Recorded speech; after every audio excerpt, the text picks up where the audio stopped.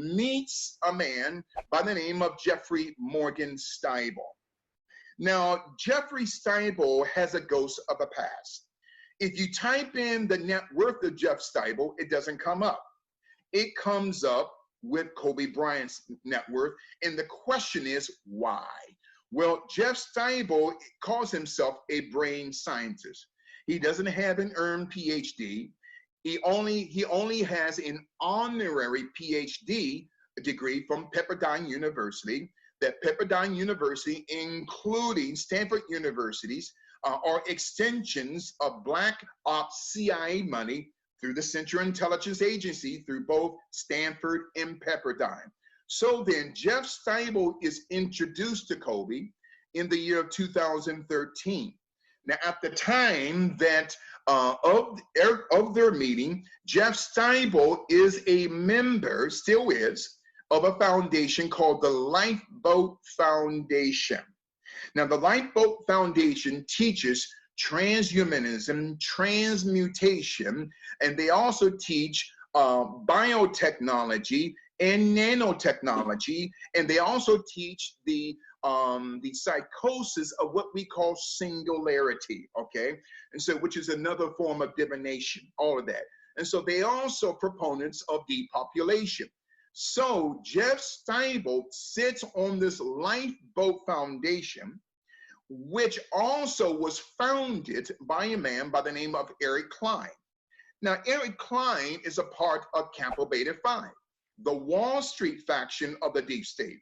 So then Eric Klein made his millions in the 1990s, and then in the early part of the 2000s moves to Las Vegas, Nevada, and meets a former Mossad agent by the name of Moshe Greenspan, no relation to Alan Greenspan, the former chairman of the Fed.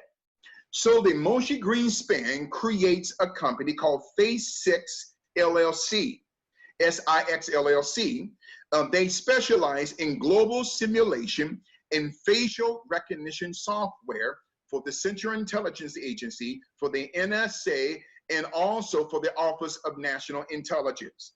Also, Moshe Greenspan also created a sublet company, which is a subsidiary of Phase6, and that company is called Church X.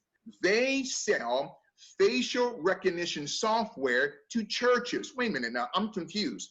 Wait a minute, you're selling facial recognition software to churches so that pastors can know who is coming into their congregations, and so that pastors can keep a scientific spiritual eye, okay, through AI on their membership. That's divination, okay, as we're unpacking the greatest global cover-up in human history. So Eric Klein creates Lifeboat Foundation. Jeff Stibel knew Jeffrey Epstein. Why? Because Jeffrey Epstein sat on the board of Lifeboat Foundation.